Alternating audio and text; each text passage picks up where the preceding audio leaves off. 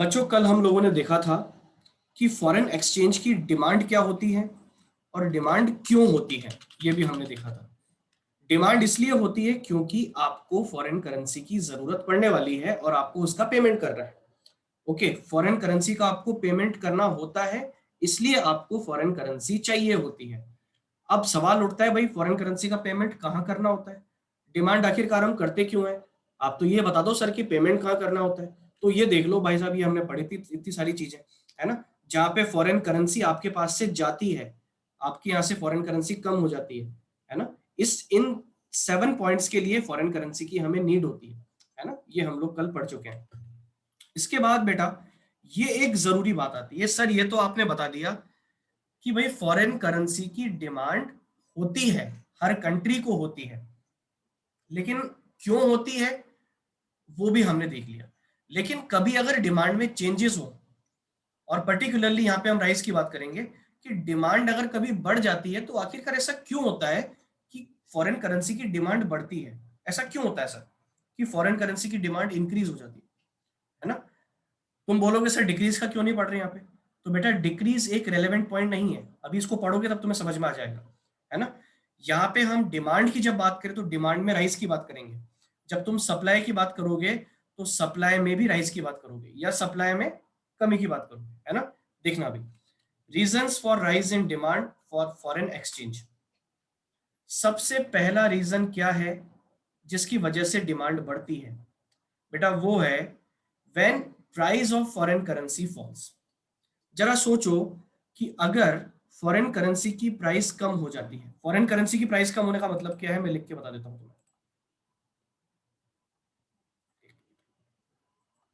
Foreign currency की price कम होने का मतलब है कि पहले $1, अरे आज पीसी बड़ा स्लो रहा है, 1 सेकेंड। पहले $1 जो था वो 70 रुपीज का था। ओके, अभी $1 जो है वो 65 रुपीज का हो गया है। इसको मैं क्या बोलूंगा, फॉरेन करेंसी सस्ती हो गई या महंगी हो गई, बताओ। फॉरेन करेंसी सस्ती हो गई है, डेफिनेटली।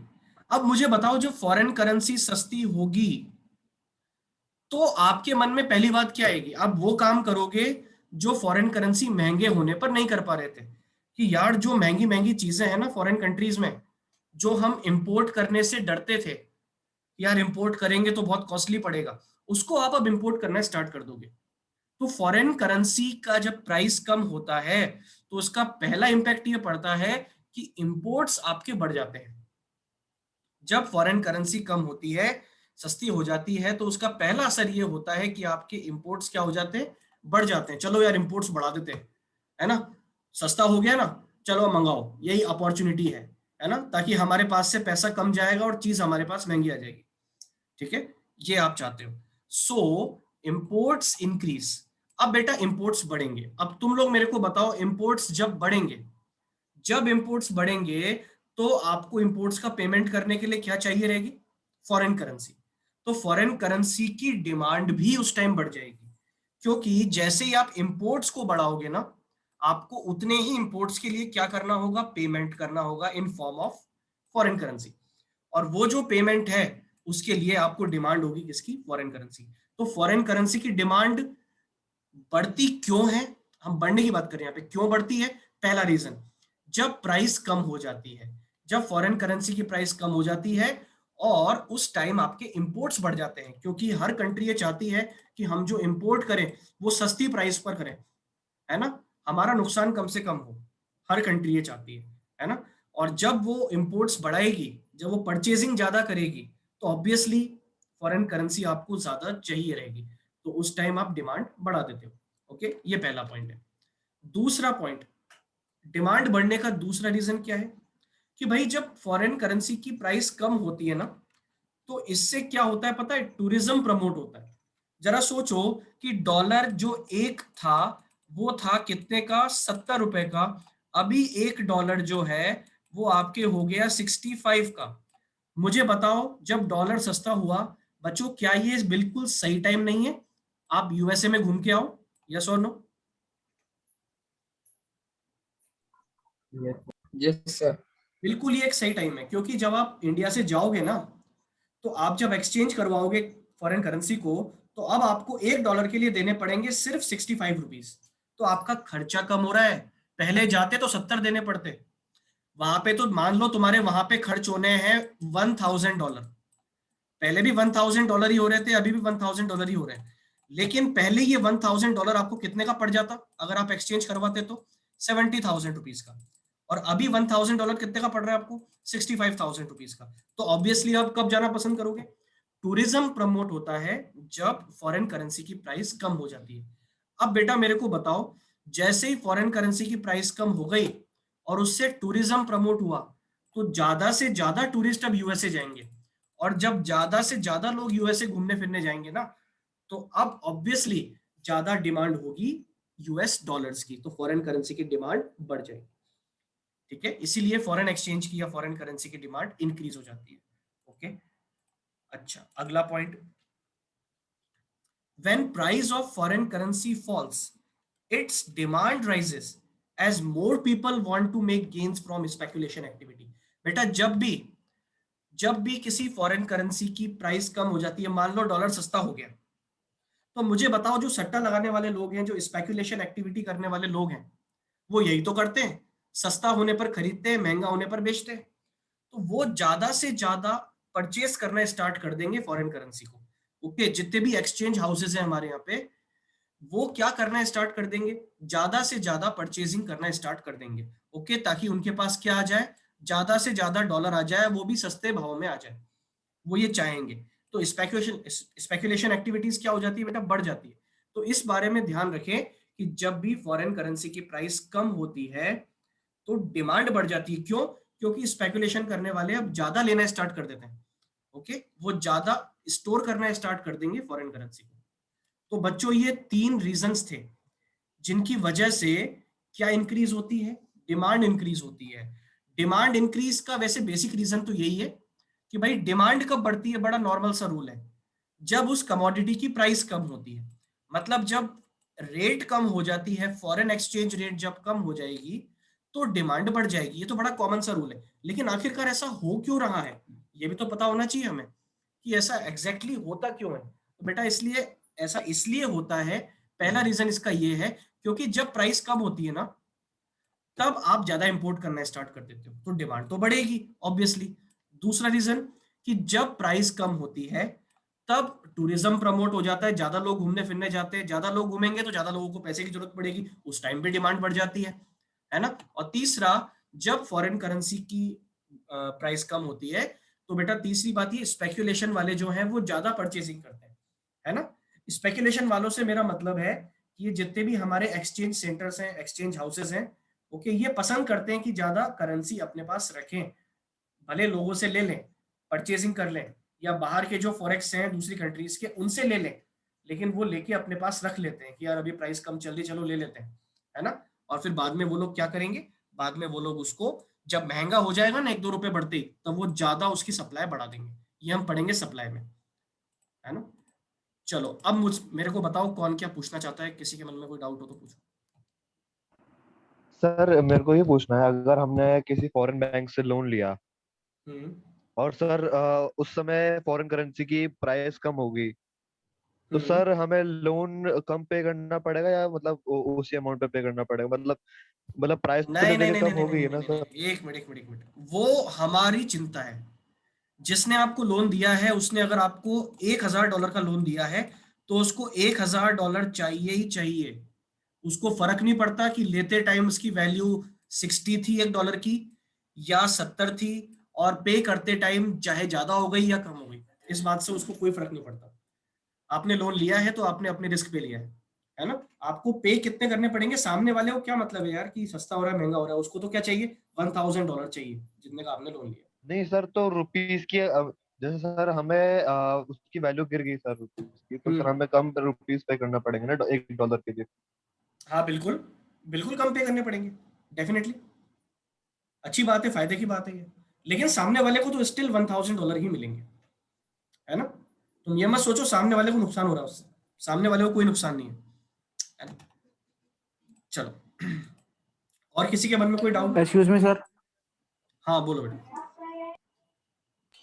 सर जो ये डॉलर है सर, फिर इनको जो जब ये सर इनकी रेट बढ़ती है या फिर कम होती है, हम्म तो सर जब इनकी रेट बढ़ती है सर, इनको खरीदता कौन होगा सर फिर बढ़ने के बाद? बढ़ने के बाद कौन खरीदता होगा बेटा? नीडी लोग जो हैं, जिनको इमरजेंसी है, जिनको जो काम नहीं करने। सर, जैसे नहीं सर, कोई बंदा उसने सस्ते में लिया, फिर जब वो महंगे करके बेचेगा, महंगा हम्म, होने के बाद, तो सर उसको कौन लेगा फिर? वो बोल रहा हूँ मैं। अच्छा, अरे यार ऐसा नहीं, देखो ये काम पर्टिकुलरली मैं किसी इंसान की बात नहीं कर रहा हूँ। जैसे भवदीप चाहे कि सर अपन ये काम करते हैं, अपन फॉरेन करेंसी खरीद के रखते हैं और महंगे होने पर बेचेंगे, ऐसा नहीं होता है बेटा। यहाँ पर्टिकुलरली ये जो स्पेकुलेशन है ना, ये करता कौन है? पर्टिकुलरली ये वाला काम एक्सचेंज सेंटर्स करते हैं, है ना। वैसे अब थोड़ा बहुत ही ओपनली होने लगा है, तुम अगर कुछ देखोगे, कुछ एप्स वगैरह हैं जो इसमें करवाती है आपसे इन्वेस्ट फॉरेन करेंसी में, है ना। लेकिन फॉरेन करेंसी में जो ज्यादातर इन्वेस्टमेंट है वो कौन करता है, स्पेकुलेशन एक्टिविटीज कौन करता है? एक्सचेंज सेंटर, जो ये काम करते हैं, ट्रेडिशनली ये काम करते हैं। अब उनका काम ही यही है कि वो क्या करेंगे, ज्यादा से ज्यादा परचेस करके वो बेचेंगे उसको, और वो प्रॉफिट अर्न करेंगे, है ना। ऑब्वियसली हर कोई प्रॉफिट मोटिव से काम करता है। जब हमारा बैंक भी इस ऑब्जेक्टिव से काम कर सकता है, तो फिर ये एक्सचेंज सेंटर क्यों नहीं कर सकते, है ना। तो देखो, ये चाहेंगे, होता या नहीं होता उसकी बात नहीं कर रहे हैं। इनकी परचेजिंग और सेलिंग की एक्टिविटी जो है ना बेटा, ये कंटिन्यूअस है, ये रुकती नहीं है। लेकिन अगर तुम इनके पर्सपेक्टिव से देखोगे तो ये चाहेंगे कि सस्ते में हम खरीदें और महंगे में बेचें।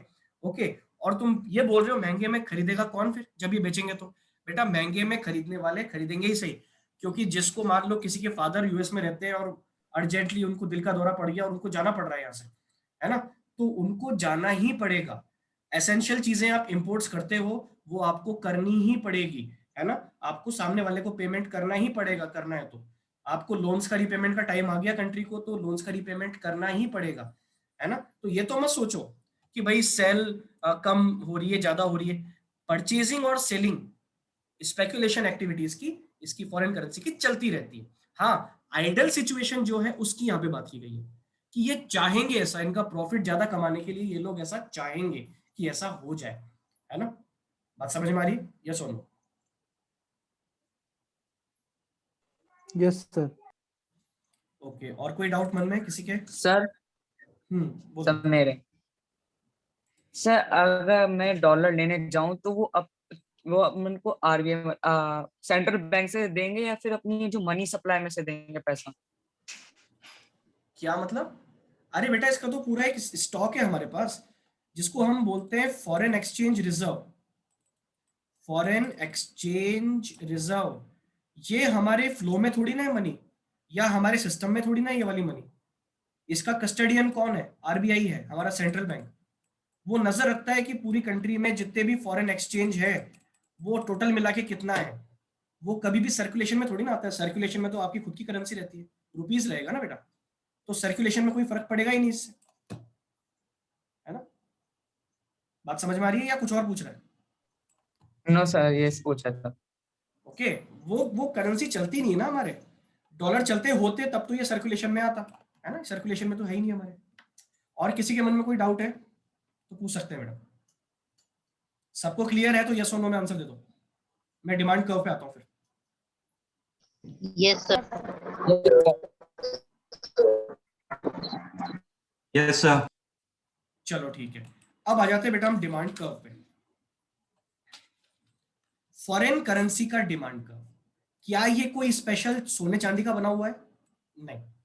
डिमांड कर्व तो डिमांड कर्व होता है भाई, जैसा 11th क्लास में पढ़ा था वैसा ही होता है, इसमें कोई स्पेशल चीज थोड़ी ना। अच्छा, नॉर्मल डिमांड का रूल क्या होता है? गोल्डन रूल ऑफ डिमांड क्या होता है कि जब भी किसी कमोडिटी की प्राइस बढ़ती है तो उसकी डिमांड कम हो जाती है। ये बहुत ऑब्वियस सी बात है, सब लोग जानते हैं कि कोई चीज जब महंगी होती है तो लोग उसकी डिमांड कम कर देते हैं, और जब कोई चीज सस्ती हो जाती है, प्राइस कम हो जाती है, तो लोग उसकी डिमांड को बढ़ा देते हैं। बेटा बिल्कुल सेम चीज यहां पर भी होती है, ये सभी लोग याद रखें। क्या होता है, यहाँ प्राइस नहीं बोलेंगे हम इसको, यहाँ पे हम बोलेंगे रेट। यहाँ पे प्राइस को क्या बोलते हैं हम लोग? Rate, foreign exchange rate. जैसे $1 70 का है ना, वो $1 की कीमत है कि वो 70 रुपए है। अब 70 से अगर वो हो गया बेटा कितना, मान लो 70 से वो हो गया 74, तो मेरे को ये आंसर दो कि प्राइस मतलब रेट बढ़ गई आपकी, और जब कीमत बढ़ गई तो मुझे बताओ इस फॉरेन करेंसी की डिमांड क्या हो जाएगी, कम हो जाएगी। ठीक है, लोग कम खरीदना पसंद करेंगे। क्यों? क्योंकि डॉलर इस वक्त महंगा है। ओके, अच्छा ठीक है, ये तो बात ठीक है सर। उसके बाद जब अगर हम देखें रेट कम हो जाए, मान लो डॉलर हो गया सस्ता 65 का हो गया, तो अब लोग ज्यादा खरीदना चाहेंगे और उसकी डिमांड बढ़ जाएगी। ठीक है, जब भी रेट बढ़ जाती है तो डिमांड कम हो जाती है, और जब रेट कम हो जाती है तो डिमांड बढ़ जाती है। बेटा ये याद रखें, फॉरेन एक्सचेंज रेट और डिमांड ऑफ फॉरेन करेंसी, इसके बीच में जो रिलेशन है ये कैसा रिलेशन है, इनवर्स रिलेशन है। ओके, और जब दो चीजों के बीच में इनवर्स रिलेशन होता है तो उसका डिमांड कर्व जो है, या उसका जो कर्व है पर्टिकुलरली उन दो चीजों का, वो कैसा बनता है, डाउनवर्ड स्लोपिंग बनता है, कुछ डाउनवर्ड स्लोपिंग बनता है इस तरह से। ठीक है, फटाफट से एक बार पढ़ लेते हैं, दो लाइन है। Demand curve for foreign exchange slope downwards due to inverse relationship between demand of foreign exchange and foreign exchange rate। बेटा किन दो चीजों के बीच में इनवर्स रिलेशन है, याद रखें, डिमांड फॉर फॉरेन एक्सचेंज या मतलब फॉरेन करेंसी की जो डिमांड है वो, और फॉरेन एक्सचेंज रेट। ओके, इन दोनों के बीच में रिलेशन कैसा होता है, नेगेटिव रिलेशन है ना। अच्छा, रूल पढ़ लो जरा एक बार, रूल क्या है, rule of demand of foreign exchange. Rule है कि अगर फॉरेन एक्सचेंज रेट कम हो जाती है, जो मैंने तुम्हें एग्जांपल दिया कि 70 रुपए से डॉलर कितने का हो गया, 65 का हो गया, तो डिमांड क्या हो जाएगी बेटा, बढ़ जाएगी। और अगर महंगा हो जाता है, अगर रेट बढ़ जाती है किसी भी करेंसी की, रेट बढ़ जाती है तो उसकी डिमांड मार्केट में क्या हो जाती है, कम हो जाती है। और इसी को देखते हुए बेटा हम यहाँ पे एक ग्राफ बना सकते हैं, ये वैसा ही है जो तुमने 11th क्लास में बनाया होगा। ये बार बार पढ़ने को मिलेगा। अभी तुम जब एग्रीगेट डिमांड पढ़ोगे तो वहां भी तुम डिमांड डिमांड डिमांड पढ़ते रहोगे। अब तुम्हें इंपॉर्टेंस समझ में आएगी डिमांड इतना इंपॉर्टेंट क्यों था 11th क्लास में, है ना, ध्यान से पढ़ना चाहिए था उसको। अब देखो, ग्राफ सभी लोग जानते हैं, एक्स एक्सिस और वाई एक्सिस दो एक्सिस होते हैं, हमने बना दिया। और सबको ये भी पता होगा जो 11th क्लास में पढ़े हैं, मुझे बताओ कि प्राइस हमेशा कौन से वाले एक्सिस पे रहती है, एक्स पे या वाई पे? वाई पे।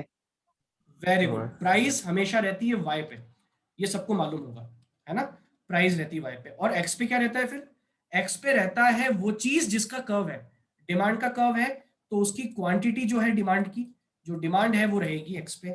सप्लाई का है तो सप्लाई की क्वांटिटी रहेगी एक्स पे। यूटिलिटी का है तो यूनिट्स ऑफ कंजम्पशन रहेगी एक्स पे। प्रोडक्शन का है तो वो जो भी प्रोडक्शन है, एपी टीपी जैसा भी जो भी है, एमपी, उसकी रहेगी यहाँ पे, है ना। जिसकी भी बात हो रही है, जिसका कर्व बना रहे हो, वो रहता है एक्स पे, और उसकी प्राइस हमेशा रहती है वाई पे।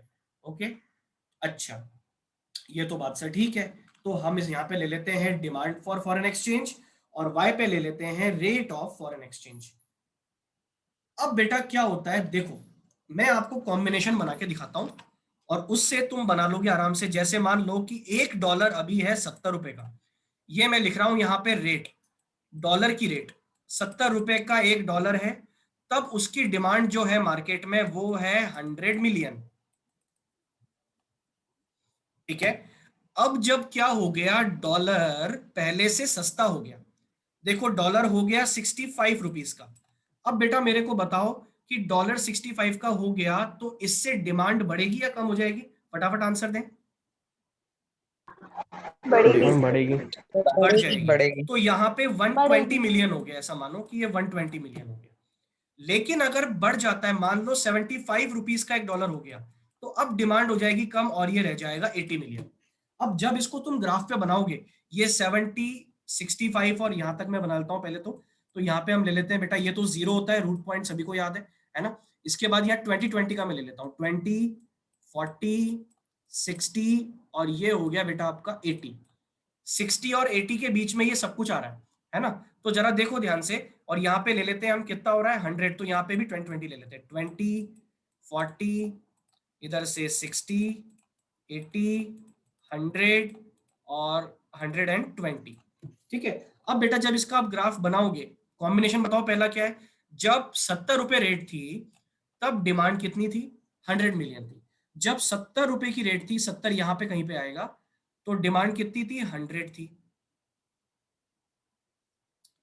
ठीक है, सही नहीं बनेगा वो, थोड़ा ऐसा आगे पीछे चलेगा, है ना, माउस से बना रहा हूं।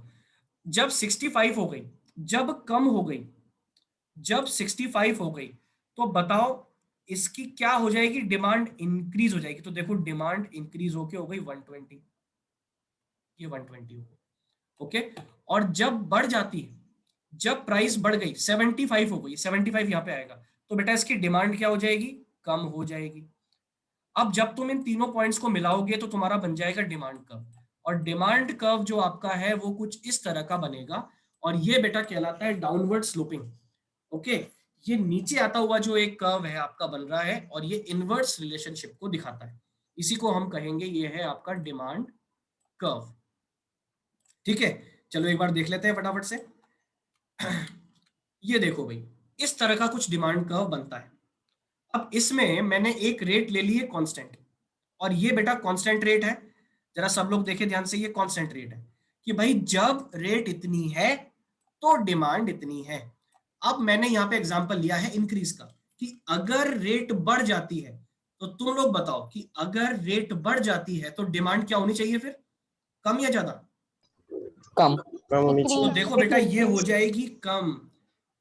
जब आपने रेट बढ़ा करके R1 कर दी, तो जो क्वांटिटी थी डिमांड की वो Q से कितनी हो गई, Q1 हो गई, ओके।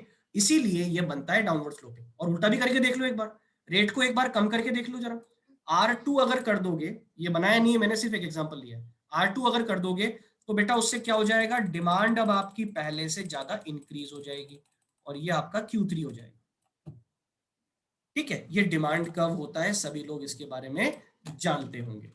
बताओ भाई, क्या सभी को यहां तक क्लियर है, यस और no? Yes sir. Yes sir. बाकी सब बच्चे फास्ट आंसर। सर अगर डिमांड यस सर कंसिस्टेंटली गिरती गई तो, क्या? सर अगर डिमांड जैसे बार बार रेट बढ़ती जा रही है और डिमांड कम हो गई तो, बहुत ज्यादा कम, फिर भी डाउनवर्ड स्लोपिंग बनेगा, हर कंडीशन में डाउनवर्ड स्लोपिंग बनेगा। ये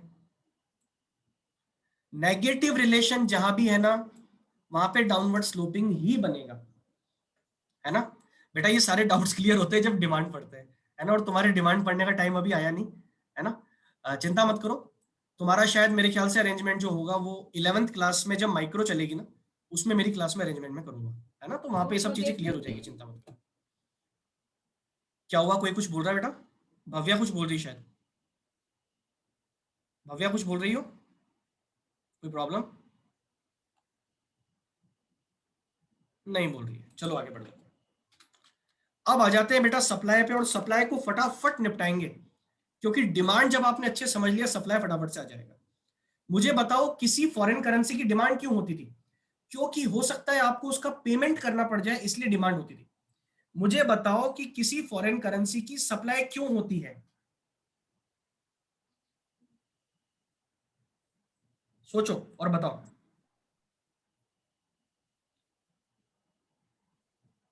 किसी फॉरेन करेंसी की डिमांड सप्लाई की क्यों वजह होती है? से। डिमांड की वजह से, हाँ, कुछ आंसर तो ठीक है, लेकिन इसको ऐसे बोल सकते हो, आसान भाषा में बोलना है हमें, कोई अच्छे समझा सकता है। हाँ बोलो, चलो मैं बताता हूँ। सर जब डिमांड ज्यादा बढ़ती जाती है तो सप्लाई बढ़ती है सर, नीड बढ़ती है सर फॉरेन करेंसी की। वो ठीक है, अभी सप्लाई डिमांड को रिलेट मत करो आपस में, है ना। मैं यहाँ पे बात कर रहा हूँ कि आखिरकार इस सप्लाई होती क्यों है फॉरेन करेंसी की। बेटा मैं बताता हूँ, फॉरेन करेंसी की सप्लाई क्यों होती है। सप्लाई का मतलब है कि फॉरेन करेंसी आपको मिल रही है, ये ध्यान रखना। और फॉरेन करेंसी आपको मिल क्यों रही है?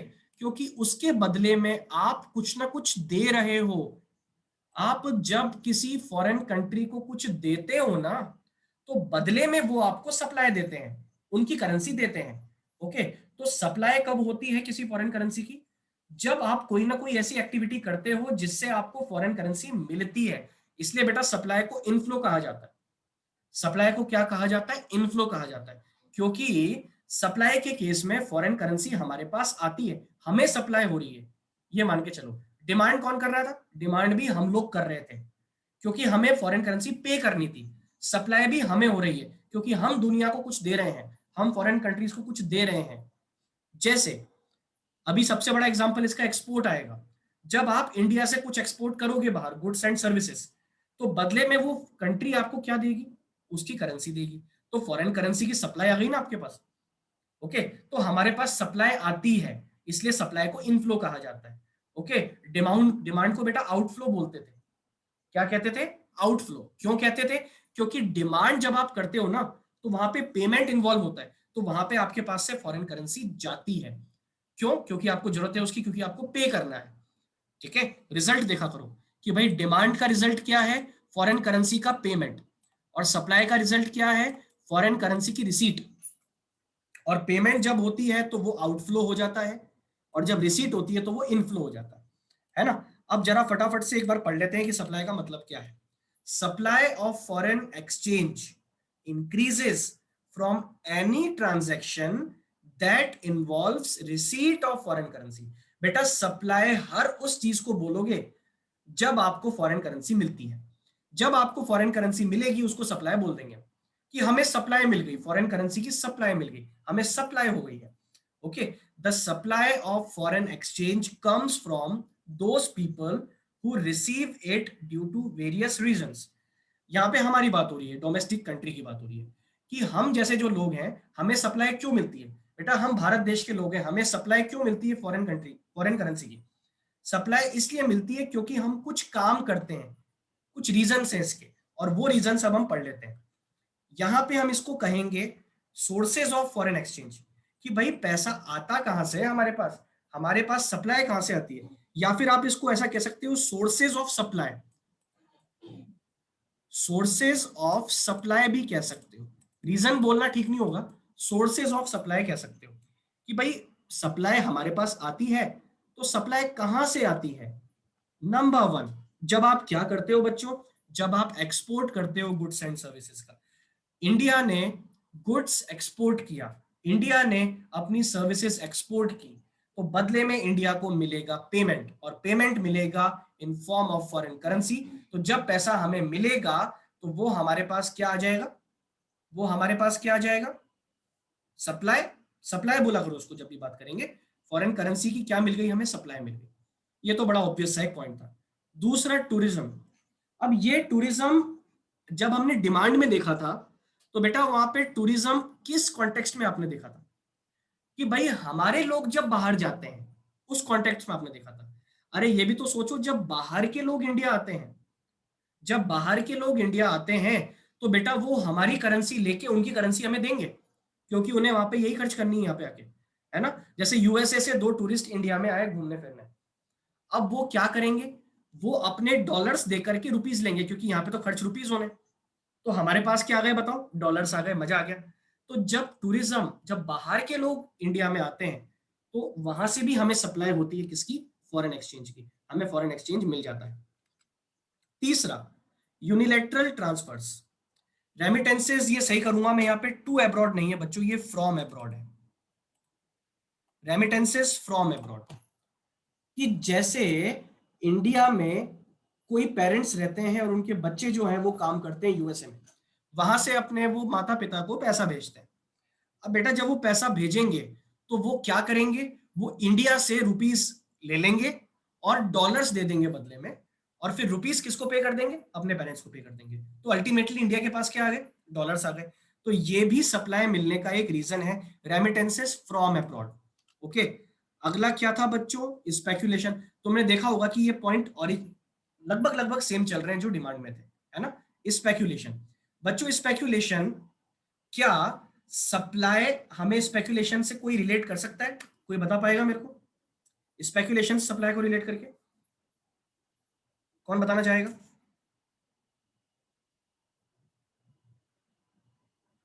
अरे भाई सोचो ना, जैसे आप खरीद के रखते थे, जैसे आप खरीद के रखते थे फॉरेन करेंसी को, वैसे ही जरूरत पड़ने पर बेचोगे भी तो सही।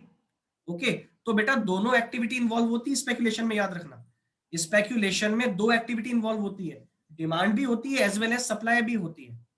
ओके, तो याद रखना कि जब ये जो एक्सचेंज सेंटर्स होते हैं जो स्पेकुलेशन एक्टिविटी करते हैं, जब इनको मनी मिलती है, ओके, तो वो कंडीशन है जो हम सोर्स में यहाँ पे काउंट कर रहे हैं, जब ये लोग पैसा लेते हैं, ओके, जब ये लोग ले लेते हैं। क्योंकि देखो एक चीज मैं तुम्हें बताऊं, जैसे एक्सचेंज सेंटर है, एग्जांपल ले लेते हैं थोड़ा, एक्सचेंज सेंटर है, ठीक है, ये एक्टिविटी करता है, ये मनी एक्सचेंज का काम करता है। अब जैसे मान लो कि यूएसए से कोई इंडिया आता है, यूएसए से कोई इंडिया आता है, और वो इनके पास आता है कि भैया हमें चाहिए 20,000 रुपीज, 20,000 रुपीज चाहिए। तो ये एक्सचेंज सेंटर वाले क्या बोलेंगे उस यूएसए के बंदे से कि भैया आप हमें दे दो करीब 400 या $300 हमें आप दे दो, ठीक है। तो वो बंदा इनको $300 दे देता है, और $300 जब वो दे देता है तो फिर बदले में वो क्या दे देते हैं उसको, 20,000 रुपीज दे देते हैं। फिर वो बंदा बड़े मजे में इंडिया में आता है, ओके, और इंडिया में आके खर्चा करता है। तो ये स्पेक्यूलेशन एक्टिविटी वाले जो होते हैं ना, इनके पास बेटा स्टॉक होता है, ये ध्यान रखना कि ये अपने पास प्रॉपर स्टॉक बना के रखते हैं फॉरेन करेंसी का, इनके पास फॉरेन करेंसीज होती है ना। और जब इनके पास फॉरेन करेंसी है तो तुम समझ जाओ कि ये खरीदते भी हैं और उसको बेचते भी हैं, इनके पास कंटिन्यूस एक फ्लो होता है। तो ये भी एक सोर्स है किसका, सप्लाई का, ओके। अगला, loans from rest of the world. जैसे आप लोन का रीपेमेंट कर रहे थे डिमांड में, यहां पे आप लोन ले रहे हो, और बेटा जब आप लोन लोगे तो लोन लेने से फॉरेन करेंसी आपकी कंट्री में आती है। यूएसए से अगर आपने लोन लिया है $1,000 का, तो वो $1,000 जो है आपकी कंट्री में आ गए, ओके। तो ये भी आपको क्या मिल गई, सप्लाई मिल गई, ठीक है। Next, investment from rest of the world. तुमने लास्ट वाले डिमांड में पढ़ा होगा investment in rest of the world, कि जब इंडिया बाहर क्या करता है, इन्वेस्टमेंट करता है। यहाँ पे क्या है बच्चों, यहाँ पे बाहर के लोग क्या करते हैं, इंडिया में इन्वेस्टमेंट करते हैं। जैसे यूएसए की गवर्नमेंट को इंडिया में अपना एक ऑफिस खोलना है, उसके लिए उन्हें लैंड चाहिए, तो वो लोग क्या करेंगे, लैंड एक्वायर करेंगे इंडिया में। इसको तुम रिलेट कर सकते हो सेल ऑफ एसेट से भी, वहां पे परचेज था, यहाँ पे सेल बोल सकते हो, लेकिन ऐसा कोई पॉइंट है नहीं, यहाँ पे इन्वेस्टमेंट में काउंट करो उसको, है ना। तो यूएस गवर्नमेंट आपको जो पेमेंट करेगी वो आपको डॉलर्स दे देगी, है ना, क्योंकि उनको लैंड खरीदना है, तो आपके पास डॉलर्स आ गए। तो ये भी बेटा एक सप्लाई है, ये भी एक सप्लाई है। Next point, grants and donations from abroad. बाहर के लोग जो आपको डोनेशन दे रहे हैं या ग्रांट्स दे रहे हैं, कोई भी फॉरेन कंट्री, कोई भी इंटरनेशनल जो ऑर्गेनाइजेशन है, वो जो आपको ग्रांट्स देता है या डोनेशन देता है, तो उसमें आपके पास फॉरेन करेंसी ही आती है, फॉरेन करेंसी आपको मिल जाती है। तो अल्टीमेटली बेटा ये जो पूरे 7 पॉइंट हैं, इन 7 के 7 पॉइंट से फॉरेन करेंसी आपको मिलती है, सप्लाई आपको मिलती है ना, फॉरेन करेंसी की सप्लाई यहां से होती है, ओके। सप्लाई का मतलब है मनी मिलना, आपको पैसा मिल जाता है, सप्लाई मिल जाती है, ठीक है। ये सोर्सेज हैं। और सप्लाई क्यों होती है, सप्लाई इसलिए होती है क्योंकि हम जब कुछ देंगे दुनिया को, तो दुनिया आपको कुछ देगी, बदले में पैसा देगी, और वो फॉरेन करेंसी होगी, ये पक्की बात है, ठीक है। तो ये बेटा सप्लाई वाला पॉइंट था। पहले मुझे बताओ, क्या ये पेज पे जो लिखा है सबको समझ में आ गया, ये सुनो, रिलेट कर दो डिमांड से सबसे। Yes sir. बस यहाँ पे करेक्शन कर लेना, ये 2 की जगह रेमिटेंस